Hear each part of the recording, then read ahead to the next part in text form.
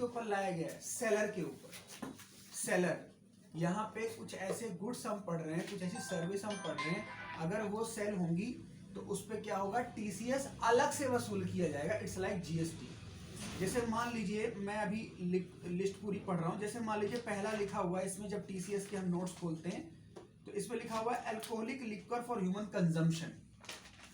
जो alcoholic liquor होते हैं, जो दारू मदिरा लोग खरीदते हैं, तो उनको जो पे करना पड़ता होगा, जो उसकी कॉस्ट होती होगी, एमआरपी होती होगी, उस पर कुछ एक्स्ट्रा पे करना पड़ता है। वो गवर्नमेंट ने क्या लगा रखा है उसके ऊपर? TCS, tax collected at source. कितना परसेंटेज? 1%। ठीक है। उसके बाद इस तरीके से बहुत सारे गुड्स हैं। हालांकि आपको ऑफिस में टीसीएस बहुत कम देखने को मिलेगा। मोस्टली किस पे काम होगा? टीडीएस पे ही होगा। टीसीएस बहुत कम मिलता है, लेकिन मैं इस वाले बैच से टीसीएस करा रहा हूं, मैंने टीसीएस कभी किसी बैच में कराया नहीं। ठीक है, चलो। तो टीडीएस, अल्कोहलिक लिक्वर पे 1%। टिम्बर, जंगलों से आप टिम्बर लेते हो, लकड़ी लेते हो, 2.5%। किसी और प्रकार का फॉरेस्ट प्रोडक्ट लेते हो, 2.5%। स्क्रैप, रद्दी पे 1%। Parking lot, toll plaza, mining, quarrying, ये समझते हो आप? जो पार्किंग पे लोग कलेक्ट करते हैं पैसा, समझ गए? तो पार्किंग का क्या होता है? एक तरीके से गवर्नमेंट किसी को लेट आउट कर देती है कि पार्किंग आप कलेक्ट कर लेना। पार्किंग का जो चार्ज होता है वो किसी और को ठेका दिया जाता है, जिस तरह का टोल होता है। तो टोल क्या होता है? जैसे मान लीजिए कोई हाईवे बना, समझिए हाईवे बना, तो हाईवे मान लीजिए जेके कंपनी वालों ने बनाया, ठीक है? तो जेके कंपनी को गवर्नमेंट कहती है कि कॉस्ट इतनी ज्यादा लग गई है, तो आप एक काम करो, इसका 5 साल का टोल कलेक्शन का राइट आप ले लो। जितनी गाड़ियां निकलेंगी टोल कलेक्शन आप ले लो, तो आपका उस तरीके से पूरा हम रेवेन्यू आपका वापस कर देंगे। इस तरीके से, अगर इस तरीके से टोल प्लाजा है, पार्किंग लॉट है, उसके लिए 2%। तेंदुलीव 5%, सबसे ज्यादा टीडीएस। तेंदुलीव एक पत्ता होता है। तेंदुलीव एक पत्ता होता है एक प्रकार का, मेरे ख्याल से ये मुझे भी ज्यादा वो नहीं, लेकिन तेंदुलीव आप नेट पे इसकी हिंदी सर्च करेंगे तो एक प्रकार का पत्ता होता है, जिससे बीड़ी वगैरह बनती है। बहुत ज्यादा इस पत्ते का यूज होता है, मतलब उसी पत्ते से कुछ चीज बनती है, तो उसकी जो कलेक्शन सेल वगैरह होती है उस पर अलग से क्या है? टीसीएस है। सेल ऑफ मोटर व्हीकल, ये आपके लिए इंपॉर्टेंट है। जो आप गाड़ी खरीदते हो दोस्तों, अगर कोई आपने गाड़ी खरीदी और 10 लाख से ऊपर है तो उस पर जीएसटी तो लगा ही होगा, प्लस क्या लगेगा? टीसीएस, यानी आपका सेलर आपसे कुछ परसेंटेज टीसीएस भी कलेक्ट करेगा, और वो कितना होगा? 1%। इस तरीके से मिनरल, कोल, लिग्नेट, आयरन, इस तरीके से इसका सेल पे 1%। इस चार्ट में लगभग पूरी चीजें कवर अप हो गई। तो टीसीएस से बस हमें यह समझना है कि अगर ऑफिस में ये चीजें हमारे से टकराती हैं, हम ये परचेज कर रहे हैं, तो हमें तो नहीं काटना, लेकिन जिससे हम परचेज कर रहे हैं, जो सेलर है, वो हमसे टीसीएस अलग से वसूल करेगा और फिर गवर्नमेंट को वो पैसा जमा करा देगा। ठीक है? और अगर हम सेल कर रहे हैं इन चीजों को, तो हमें टीसीएस काटना है और गवर्नमेंट को जमा करना है। अगर इसके ड्यू डेट की बात करें, देखिए ड्यू डेट क्या लिखी हुई है। जो इसकी क्वार्टरली रिटर्न जाती है, रिटर्न कब जाती है? क्वार्टरली मतलब 15th ऑफ मंथ, यानी जनवरी, फरवरी, मार्च, एक क्वार्टर खत्म हुआ, 15 तक आप रिटर्न फाइल करते हैं। और लास्ट जो क्वार्टर होता है, कौन सा क्वार्टर होता है लास्ट? मार्च, जनवरी, फरवरी, मार्च, उसमें टाइम ज्यादा दिया गया है। और क्या दिया गया उसमें? 15 मई, लास्ट क्वार्टर में टाइम ज्यादा दिया गया। तो ये हमारा टीसीएस का ड्यू डेट हुआ। एक मैंने ना नोट लिखा हुआ, उसको आप एक बार देख लो। मैंने नोट्स में लिखे हुए 2-3 पॉइंट, उस पर एक बार हम ध्यान देते हैं। देखो क्या लिखा है नोट्स में, टीसीएस के रिगार्डिंग ही नोट्स है। पहला लिखा हुआ है, TCS on toll plaza to all company लेसी other than public sector company. ध्यान सुनिए, मेरी तरफ देखिए। गवर्नमेंट ने टोल का राइट दिया, हर कंपनी जिसने भी टोल का राइट लिया वो टीसीएस अलग से लेगी, लेकिन अगर पब्लिक सेक्टर कंपनी है तो टीसीएस कलेक्ट नहीं करेगी। अगर गवर्नमेंट ने पब्लिक सेक्टर की ही कंपनी को दिया, एक तरीके से सरकारी कंपनी को दिया, तो वो टीसीएस कलेक्ट नहीं करेगी। एक तो ये नोटिंग हो गई। दूसरा नोट क्या है? देखो, TCS on sale of goods only if value of consideration greater than 50 lakh in previous year. एक दूसरा वाला चार्ट देखो आप, जो एक तरीके से दूसरा वाला चार्ट देखिए, जो कलरफुल का चार्ट है, उसमें देखिए क्या लिखा हुआ है। एक पॉइंट है इसमें, सबसे नीचे वाला पॉइंट है सेल ऑफ गुड्स। अगर हम सेल ऑफ गुड्स करते हैं एक्सपोर्ट को छोड़ के, और वैल्यू या कंसिडरेशन 50 लाख से ऊपर है, तो टीसीएस अलग से चार्ज करना है। कितना परसेंट? 0.1%। ठीक है? अगर हम सेल ऑफ गुड्स करते हैं और वैल्यू कंसिडरेशन 50 लाख से ऊपर है तो 0.1% हम क्या लेंगे, टीसीएस अलग से चार्ज करेंगे। नेक्स्ट इंपॉर्टेंट चीज देखो क्या लिखी हुई है, टीसीएस। जैसे मैंने बताया था कि टीसीएस, मैंने टीडीएस में बताया था, अगर सामने वाली पार्टी के पास पेन नहीं है तो हम उसको बोलेंगे पेन ले लो आप। अगर फिर भी पेन वो हमें नहीं फर्निश करता तो मैंने बताया था हायर रेट लगता है। जो टीडीएस में रेट लिखा हुआ है जिस सेक्शन में, और 20% विच एवर इज हायर, उस पर हम टीडीएस काटेंगे। जैसे मान लीजिए प्रोफेशनल पे कितना रेट है 10% और 20%, ज्यादा क्या है 20%। विनिंग फ्रॉम लॉटरी में 30% रेट है और 20% जो ज्यादा होगा उससे टीडीएस आपका कट जाएगा। ठीक है, तो यहाँ पे भी यही लिखा हुआ है, अगर जिससे हमें टीसीएस कलेक्ट करना है उसके पास अगर वो नहीं है क्या, पेन नंबर, तो हम 5% और ये जो रेट जो होगा हायर वो लेंगे 5%, और जो भी रेट होगा उसका, सॉरी यहाँ पे ट्वाइस ऑफ रेट है, ट्वाइस ऑफ रेट है। मतलब मान लो आप कलेक्ट करते हो तेंदुली, तो तेंदुली पे कितना रेट है 5%, इसका दुगना कितना हुआ 10%, तो 10% और 5% जो फिक्स है उसका जो ज्यादा होगा, दिस इज टीसीएस। ठीक है राजेश, समझ में आ गया? ये हुआ टीसीएस। रोक दो, देखो दो चीजें और है, आप दूसरा वाला चार्ट देखो। दूसरे वाले चार्ट में दो इंपॉर्टेंट चीजें हमें और देख लेते हैं, टीसीएस कहां कहां एप्लीकेबल है। एक लिखा हुआ है foreign remittance of money more than 7 lakhs। सुना है आपने ये शब्द, फॉरेन रेमिटेंस? आप इंडिया से पैसा बाहर भेज रहे हैं, फॉरेन रेमिटेंस, इंडिया से पैसा बाहर भेज रहे हैं, और किस चीज का पैसा भेज रहे हैं आप, आपने कोई ट्रांजेक्शन करी है। देखो क्या लिखा है, foreign remittance of money more than 7 lakh under LRS of RBI. ये एक एलआरएस एक स्कीम होती है, तो गवर्नमेंट कहती है कि जिस प्रकार से भारत का पैसा बाहर जा रहा है, तो वैसे तो गवर्नमेंट ने एक स्लोगन लिखा हुआ है, export the goods not the tax. इसका मतलब पता है क्या, सरकार चाहती है इंपोर्ट पे हम टैक्स लगाएंगे, एक्सपोर्ट पे नहीं लगाएंगे। सरकार बढ़ावा देना चाहती है एक्सपोर्ट को, और सरकार डी प्रमोट करना चाहती है इंपोर्ट को। सरकार चाहती है कम से कम इंपोर्ट करो, मैक्सिमम एक्सपोर्ट करो। तो व्यापारियों ने बोला फिर आप टैक्स एक्सपोर्ट पे कम करो, तो सरकार ने बोला ठीक है, export the goods not the tax. क्योंकि अगर हम एक्सपोर्ट पे टैक्स लगा देंगे तो वैल्यू ऑफ गुड्स ज्यादा हो जाएगी, तो सामने वाला जो आपका पार्टी है वो कहीं और से खरीदेगा, या उसके पास दूसरा ऑप्शन हो जाएगा, या आपके ऊपर कंप्लायंस का बर्डन पड़ जाएगा। तो हम कहते हैं export the goods not the tax. लेकिन अगर आप यहां से रेमिटेंस भेज रहे हो, यहां से पैसा इंडिया भेज रहे हो, जैसे मान लीजिए कोई बाहर की कंपनी है, यहां प्रॉफिट कमाती है, सारे टैक्स देने के बाद पैसा तो अपने घर भेजेगी ना, तो उस रेमिटेंस की मैं बात कर रहा हूं। अगर वो अमाउंट कितना है 7 लाख रुपए से ऊपर है, तो कितना परसेंट टीसीएस गवर्नमेंट को देना है 5%। एक और देख लीजिए, sale of overseas tour package, tour programme package. यहां पे कुछ ऐसी कंपनी है, आपने सुना होगा, जो टूर पैकेज बेचती है। जैसे मान लो मेक माई ट्रिप वगैरह सुना आपने, कहीं भी आप अगर घूमने जाते हो तो उनसे आप पर डे की ट्रिप बुक कर सकते हो, वो आपका रहने का खाने का उतने दिन का बुक कर देंगे, आप उनको इकट्ठा पैसा दे दो, वो आपके लिए होटल रेस्टोरेंट खाना ठहरने की व्यवस्था कर देंगे। लेकिन अगर आपने ऐसा पैकेज उस कंपनी से खरीदा जिससे फॉरेन ट्रिप आपने ली, देख रहे हैं आपने क्या लिखा हुआ है, ओवरसीज टूर प्रोग्राम पैकेज, तो जो भी वो आपको पैकेट बेचेगा, जो भी वो आपको मॉड्यूल बेचेगा रुकने का, उसमें 5% का टीसीएस वो अलग से कलेक्ट करेगा और वो सरकार को जाएगा। This is TCS applicability. समझ में आया आपको? ठीक है,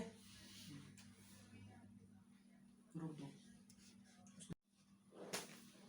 टीसीएस की पेमेंट, जितना मैंने टीसीएस कलेक्ट किया सामने वाली पार्टी से, जो मैंने अभी डिस्कस किया, उन गुड्स को, उन सर्विस को बेचा, और जितना मैंने टीसीएस कलेक्ट किया 1%, 2%, 2.5%, 5%, वो सारा गवर्नमेंट को मैं जिस मंथ की कलेक्शन है उसके नेक्स्ट मंथ की 7 तारीख तक जमा कर दूंगा। यानी इन शॉर्ट टीडीएस और टीसीएस की पेमेंट की डेट मैनर सेम है। टीडीएस का और टीसीएस का पेमेंट का मैनर सेम है। Monthly collection deposit of 7th of next month, ठीक है। रिटर्न का डेट अलग अलग है, क्वार्टरली ही, एक में 15 है, एक में 31 है, ठीक है। ये याद रखना है आपको, टीसीएस में 15 तक होती है क्वार्टरली रिटर्न, और उसमें 31 का टाइम मिलता है, ठीक है। चलिए 31 का 30 अप्रैल मिलता है, हाँ 30th, उसमें महीने का 30th मिलता है, और उसमें हमें 15 मिलता है, 15 ठीक है। 15 मिनट। रोक दो राजेश, रोक दो तुम। चलो जर्नल एंट्रीज पे ध्यान दो। एक पार्टी है डिडक्टर और एक पार्टी कौन सी है? डिडक्टिव। आपकी जॉब यहां भी हो सकती है, आपकी जॉब यहां भी हो सकती है। आप डिडक्टर भी हो सकते हैं, डिडक्टिव भी हो सकते हैं। तो एंट्री क्या पास करनी ये देखिए आप। अगर आप डिडक्टर हैं मतलब आपके ऊपर टीडीएस की लायबिलिटी है। टीडीएस की लायबिलिटी किसके ऊपर है? डिडक्टर के ऊपर। यानी जो हम टीडीएस पूरा पढ़ रहे हैं इसके एंगल से पढ़ रहे हैं। जैसे ही ये पर्सन कोई भी एक्सपेंस बुक करेगा, जो आपने सर्विस पढ़ी, डिडक्टर कहाँ, डिडक्टर जहां टीडीएस एप्लीकेबल था, प्रोफेशनल, कॉन्ट्रैक्टर, कमीशन, जहां जहां है, तो जब ये पे करेगा या एक्सपेंस ड्यू की एंट्री करेगा, उसी टाइम टीडीएस क्या होता है? बुक करना होता है। टीडीएस हमें बुक करना होता है ड्यू डेट और payment whichever is earlier. Due date और payment whichever is earlier. तो मान लो ये ड्यू डेट है, पहली एंट्री किस चीज की है? एक्सपेंस बुक करने की। तो जो भी एक्सपेंस है जिसके लिए मुझे उस पार्टी को पे करना है, एक्सपेंस डेबिट टू पार्टी जिसको मुझे पे करना है, और सारा पार्टी को पे नहीं करूंगा, कुछ क्या काटूंगा? टीडीएस। मान लीजिए सामने वाले ने काम 100 रुपए का किया है और उस पर टीडीएस एप्लीकेबल मान लीजिए 10% है, 10 रुपए टीडीएस, उसको मैं कितना रुपया दूंगा? 90 रुपया दूंगा। अब इस टीडीएस को मुझे अगले महीने क्या करना है? गवर्नमेंट को पे करना है और फिर पार्टी को भी पे करना है। तो पार्टी को तो जब हमारी बात होगी तब पे करेंगे, लेकिन 7 तक मैं गवर्नमेंट को क्या पे कर दूंगा? इस टीडीएस लायबिलिटी को, जो मैंने करंट लायबिलिटी बुक की है उसको मैं क्या करूंगा? गवर्नमेंट को पे कर दूंगा अगले महीने की 7 तारीख को। और जब पार्टी को पे करना होगा तो फिर उस पार्टी को पे करूंगा कितना रुपया? 90 रुपया। ये है TDS from the point of view of deductor. TDS ये एंट्री बुक करनी है कब? ड्यू और पेमेंट। अब आपके मन में आ रहा होगा सर अगर हमने पेमेंट ही कर दिया लगे हाथ तो एंट्री बुक कर लीजिए, फिर पेमेंट बुक कर लीजिए, पार्टी को आप क्रेडिट मत कीजिए। तो फिर आप क्या बुक करेंगे? Expense debit to bank to TDS payable, जितना आप पेमेंट करेंगे। लेकिन ऑफिस में हमेशा ड्यू की एंट्री होती है। मतलब अगर आप पेमेंट अगर लगे हाथ भी कर दोगे तो भी पहले ड्यू फिर पे। हम एंट्री पहले जेबी डालते हैं, हम पहले हमेशा ड्यू की एंट्री डालते हैं ताकि हर चीज क्लियर हो जाए कि ये खर्चा है, इस पार्टी से काम कराया, ये टीडीएस काटा। फिर एक एंट्री पेमेंट की करते हैं, टीडीएस पेबल टू बैंक और party debit to bank. Clear है? अब आ जाइए डिडक्टिव के एंगल, जिसका टीडीएस कटा है। तो जिसका टीडीएस कटा है उसके लिए वो क्या है? Current assets. तो वो एंट्री क्या करेगा? डेटर डेबिट, जिसको उसने सर्विस दी वो डेटर कहलाया। TDS receivable debit to income, जिस चीज की इनकम, उसके लिए खर्चा है, इसके लिए क्या? इनकम। ये बोलेगा 100 रुपए की मेरी इनकम हुई, लेकिन मुझे सामने वाली पार्टी 90 देगी, 10 रुपए का मेरा क्या कट गया? टीडीएस। अब मुझे तो जमा नहीं करना ना टीडीएस, तो मुझे ये एंट्री नहीं करनी, ये मेरी बुक में इसकी कोई एंट्री नहीं होगी। लेकिन जो मुझे पार्टी पे करेगी उसकी एंट्री तो मैं करूंगा 90 रुपए की। तो ये एंट्री मेरी बुक में क्या हो गई? Bank account debit to party. अब बच्चों ये जो टीडीएस है इसके लिए लोग क्या भरते हैं? अपनी आईटीआर। क्यों? अगर मुझे ये रिफंड चाहिए या मैं गवर्नमेंट को बोलूं कि मेरा जो टोटल टीडीएस कट गया है वो मेरा टैक्स पेबल से ज्यादा हो गया, यानी मेरा इतना टीडीएस कट गया सब पार्टी से मिला के कि मेरा टैक्स इतना बनता ही नहीं, तो पूरी कंप्यूटेशन बनाऊंगा और गवर्नमेंट को बोलूंगा इतना मेरा रिफंड कर दिया जाए। ठीक है? ड्यू डेट की एप्लीकेबिलिटी मेरे ऊपर नहीं है, इसके ऊपर है। ये है डिडक्टर। इसके एंगल से हम पूरा काम कर रहे हैं। अब अगर हम टैली में बात करें तो लेजर कौन सा कहां खुलेगा ये देख लो। एक्सपेंस का लेजर तो आपको पता ही है, एक्सपेंस का लेजर इनडायरेक्ट एक्सपेंस, जो भी एक्सपेंस होगा। पार्टी को कहां खोलोगे आप? Sundry creditor. डिडक्टर के एंगल से पार्टी क्रेडिटर है ना, और ये टीडीएस पेबल करंट लायबिलिटी, और इसको लोग ड्यूटीज एंड टैक्सेस में भी खोल लेते हैं। टैली में लोग क्या करते हैं, किसी प्रकार की लायबिलिटी जो होती है, मतलब टैक्स की कंप्लायंस होती है, ड्यूटीज एंड टैक्सेस, बट आप इसको करंट लायबिलिटी में खोलेंगे तो भी ठीक है। ये करंट लायबिलिटी और ये क्या है? Current assets. TDS receivable asset, payable liability. फिर इस तरीके से सब कुछ, ये तो अब बाकी आपको पता ही है। अगर इसकी बुक में बात करूं तो डेटर किस में आ जाएगा? पार्टी का नाम sundry debtors, TDS receivable current assets, income indirect income. ये हो गया हमारा पूरा टीडीएस का जर्नल एंट्री। ठीक है?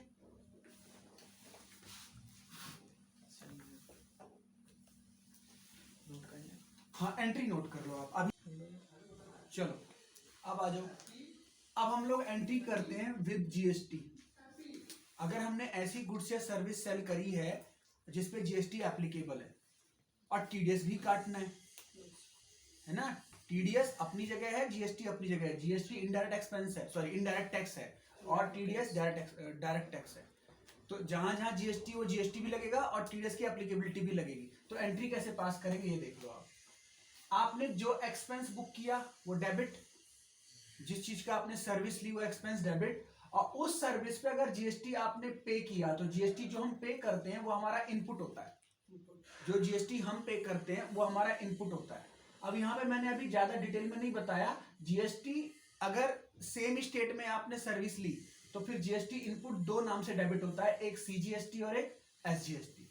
तो अभी इतनी डिटेल में नहीं जा रहे हैं। अगर आपने सेम सर्विस सेम स्टेट में ली तो यहाँ पे दो इनपुट डेबिट होंगे, सीजीएसटी और एसजीएसटी। ठीक है, अभी हम इतनी डिटेल से नहीं देख रहे। तो जीएसटी इनपुट डेबिट जो हमने पे किया, और जितना हमें पार्टी को पे करना है वो क्या हो गया, क्रेडिट, क्योंकि हमारी लायबिलिटी है और उसमें टीडीएस हम काटेंगे। अब इसमें अमाउंट डाल देता हूं मैं, पहले क्लियर हो जाएगा। 100 रुपए की मैंने सर्विस ली, 100 रुपए में कितना परसेंट टैक्स लगा, 10%। जीएसटी कितना है, 10%। मान के चल लो 100 रुपए की सर्विस में 10 रुपए क्या पे किया मैंने, जीएसटी। अब ध्यान से समझो, अब कंफ्यूजन ये है कि जीएसटी टीडीएस इस पे काटूं या इन दोनों के टोटल पे काटूं। बस ये समझने के लिए मैंने एंट्री समझाई है। टीडीएस 100 रुपए पे काटूं या 110 रुपए पे काटूं, तो गवर्नमेंट ने बोला always on value without GST. Tax पे टैक्स नहीं लेना, 110 पे टीडीएस नहीं लेना। आप पार्टी को कितना दे रहे हो, सर्विस कितनी दे रहे हो, 100 रुपए की, तो 100 रुपए पे टीडीएस है। तो मान लो टीडीएस कितना है, 5%। तो 100 का 5% कितना आया, 5। तो पार्टी को कितना पे करोगे आप नेट, पार्टी को पे करोगे 110 माइनस 105, तो कितना पे करोगे, 105। बात समझाई। तो पहला क्वेश्चन यहाँ पे है, सर्विस 100 रुपए, जीएसटी 10, 110 पार्टी मांग रही है। मैंने कहा सर 110 नहीं दे सकता, मैं जीएसटी टीडीएस काटूंगा। तो पार्टी को समझाना है कि टीडीएस 100 रुपए पे कटता है गवर्नमेंट के रूल के अकॉर्डिंग। तो 100 रुपए पे अगर 5% टीडीएस 5 रुपए, तो बैलेंस पार्टी को कितना पे करूंगा मैं, 105।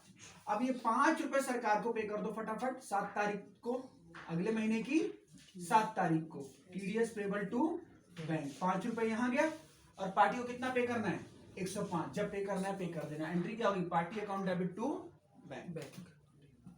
डिडक्टी की बात करें तो एंट्री क्या होगी, डेटर को वो डेबिट करेगा, पैसे लेने हैं उससे, टीडीएस जो कट जाएगा डेबिट करेगा, एसेट है उसके लिए। इनकम हमेशा क्रेडिट, और जीएसटी उसने चार्ज किया है, इसने जीएसटी चार्ज किया है, तो क्या करेगा, आउटपुट बनाएगा। इसको क्या बनाएगा, आउटपुट। यानी ये इसको क्या करना है, ये इसकी लायबिलिटी है, गवर्नमेंट को पे करना है। सेम इसकी एंट्री यहाँ पे करो। इसके लिए एक्सपेंस 100 का, इसके लिए इनकम कितने की, 100 की, इसके लिए जीएसटी 10, इसके लिए जीएसटी आउटपुट सेम 10। यहाँ तो चेंज नहीं हो सकता ना कभी भी।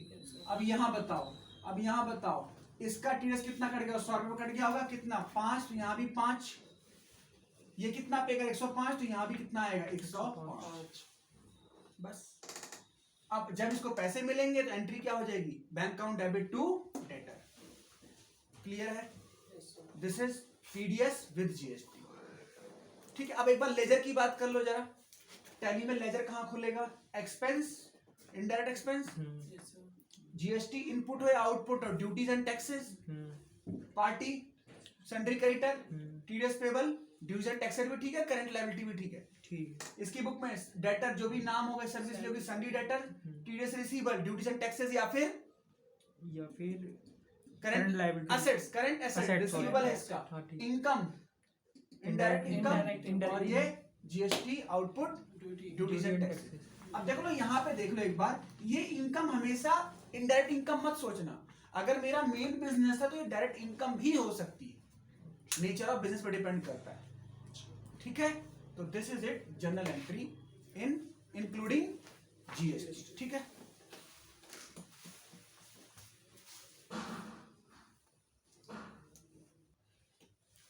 देखो अब जो हमें वर्किंग शीट बनानी है वो इस तरीके से बनानी है। इसका मैंने फॉर्मेट आपको दिया हुआ है। ऑफिस में बनाएंगे तो एक्सेल पे बनाएंगे, कैसे बनाएंगे। अब इसमें कुछ चीज मॉडिफाई भी हो सकती है, बट आपको मैं एक स्टैंडर्ड फॉर्मेट बता रहा हूँ। ये दोनों में हेल्प करेगा। दोनों में क्या, जब टीडीएस की पेमेंट करनी होगी तो हमारे पास अमाउंट टोटल आ जाएगा यहाँ से, और जब रिटर्न फाइल करनी होगी तो यहाँ से डेटा हम रिटर्न फाइलिंग में हेल्प करेगा। ठीक है, ये शीट हम बना रहे हैं मंथली, और इस तरीके से कंबाइंड कर देंगे तो क्वार्टरली हो जाएगी, जो रिटर्न में हेल्प करेगी। क्लियर है, चलो आ जाओ, कैसे बनानी है। वर्किंग शीट में सबसे पहले हम कौन सी डिटेल डाल रहे हैं, डेट। डेट का मतलब जिस दिन हमने बिल बुक किया उसी दिन टीडीएस काटेंगे ना हम। जिस दिन बिल बुक किया उस दिन की डेट। पेन नंबर किसका, मेरा या जिसका हमने टीडीएस काटा है, जिसका हमने टीडीएस काटा उसका पेन नंबर। सर्विस कौन सी थी जिसका हमने टीडीएस काटा है, जो सर्विस हमने पढ़ी, कमीशन, कॉन्ट्रैक्ट, प्रोफेशनल, जो भी सर्विस है जिसका टीडीएस मैंने काटा है। उसके बाद नेम ऑफ पार्टी, उसके बाद ग्रॉस अमाउंट जिस पे टीडीएस काटा है, टीडीएस का रेट जो मुझे याद होना चाहिए, टीडीएस का अमाउंट और नेट अमाउंट जो उसको मैं पे करूंगा। तो जो टीडीएस का अमाउंट आएगा इस टोटल को मुझे यहाँ पे सम कर देना है और ये मुझे हेल्प करेगा, मुझे इतनी पेमेंट गवर्नमेंट को करनी, और यहां से मैं उठाऊंगा क्या, वैल्यू। लेकिन आपको याद रखना है मैंने क्या बताया था कि सेक्शन के हिसाब से जितनी यहाँ पे टीडीएस की सर्विस होंगी वहां पे सेक्शन पकड़ने हैं आपको। अगर कॉन्ट्रैक्टर है तो 194C, प्रोफेशनल है 194J, समझ रहे हो। हाँ, ऐसे ही रेंट है 194I, इस तरह के सारे सेक्शन आपको पता होने चाहिए, समझ रहे हैं। तो क्योंकि मैंने बताया जो चालान पे होता है, चालान के हिसाब से पेमेंट होती है, वो होती है सेक्शन वाइज, ठीक है। अगर आपने एक ही सेक्शन की सारी पेमेंट करी है, एक चालान से पेमेंट, 3 सेक्शन लग गए, 3 चालान से पेमेंट, ये आपको याद रखना है, ये सारी वर्किंग आपकी हेल्पफुल है। तो this is working sheet for TDS payment as well as TDS return. Clear, इसको नोट कर लो आप। कर लो।